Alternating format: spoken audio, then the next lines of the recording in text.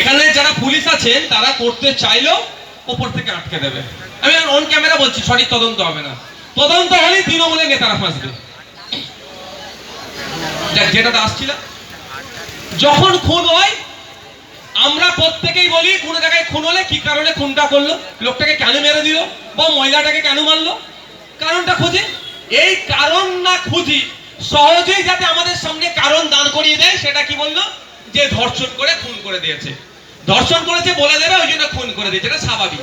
কিন্তু আমাদের তিলোত্তমাকে প্রথমে খুন করিয়েছে, তারপরে ধর্ষণ করানো হয়েছে, যাতে না কেন খুন করেছে আসল কারণটা খুঁজতে পায়।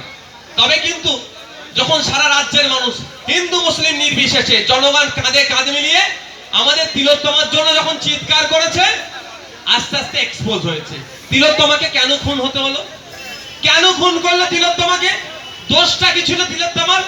দোষটা একটাই ছিল, আপনাদের ভালো চেয়েছিল। নওশাদ সিদ্দিকীকে কেন জেল খাটতে হয়েছে? আমার বাম দিকে বসে আছে মালিক ভাইকে কেন জেল খাটতে হয়েছে? আমাদের আশরাফ ভাইকে কেন জেল খাটতে হয়েছে?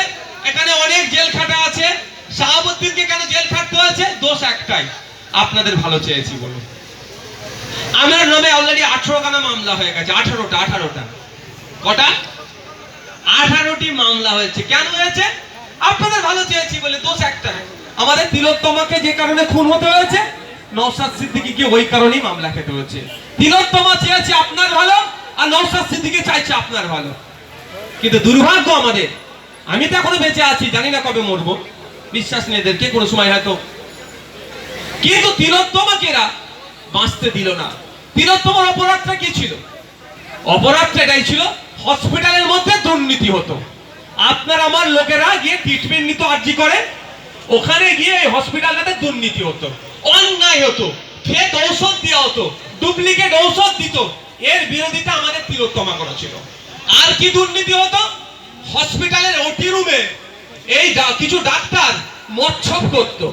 তার থেকেও ভয়ঙ্কর কি হতো পরে জানতে পাচ্ছি। এগুলো তো আমি বলছি, যদি আমি মিথ্যা কথা বলি আমার পরে দেখবেন কেউ ডায়লগ দেবে, নওশাদ সিদ্দিকী এসে সব মিথ্যা কথা বলে গেছে, বলতে পারে মিডিয়ার সামনে, তাকে বলবে নওশাদ সিদ্দিকীর বিরুদ্ধে একটা মামলা করতে, তাহলে দুধকে দুধ পানিকে পানি হয়ে যাবে। কি করতো?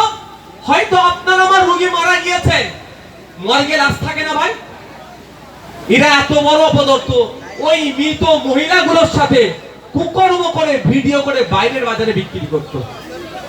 কত বড় অসভ্য, বুঝতে পেরেছে? এদের বিরুদ্ধে আমাদের তিলোত্তমা লড়াই করেছিল, যেগুলো বন্ধ করতে হবে। আমাদের তিলোত্তমা কি বলেছিল?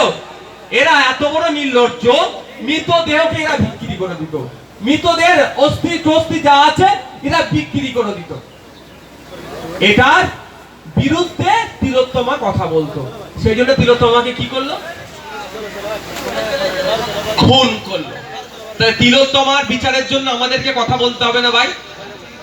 কার জন্য খুন হতে হয়েছে তিলোত্তমাকে? আপনার আমার জন্য, নাগরিকের জন্য। নাগরিক যাতে ওখানে গিয়ে ভালো পরিষেবা পায়, বিশেষ করে আমাদের মা বোনেদের ইজ্জত নিয়ে ওরা খেলা করত। মৃত মা বোনকে ওরা ছাড়েনি। এই অসভ্যদের হয়ে যারা কথা বলছে তাদেরকে আমাদেরকে গণতান্ত্রিক প্রক্রিয়ায় জবাব দিতে হবে। আজকে শুভেন্দু অধিকারী হিন্দু হিন্দু ভাই ভাই বলে স্লোগান দিচ্ছে। আমি শুধু একটু শুভেন্দু অধিকারীকে বলতে চাই, তিলোত্তমার বাবার ধর্মের পরিচয়টা কি ছিল ভাই বলুন? সে কি মুসলমান? হিন্দু হিন্দু ভাই ভাই তুমি স্লোগান দিচ্ছ, তিলোত্তমার যাতে বিচার পাই তার জন্য কি করেছো? শুভেন্দু অধিকারী বর্তমানে যে দলে আছে, আমি বর্তমানে এই জন্যই বলছি, কালকে কোন দলে যাবে আপনি আমি বলতে পারবো না। কারণ বিগত দিনে কংগ্রেসে মনে হয় ছিল না, তৃণমূলে ছিল, তারপরে আসলো কোথায় বিজেপি, পরে কোথায় যাবে শুভেন্দু অধিকারী ওই শওকত মোল্লা সাহেবই বলতে পারবে। কি বলছি বুঝতে পারছেন?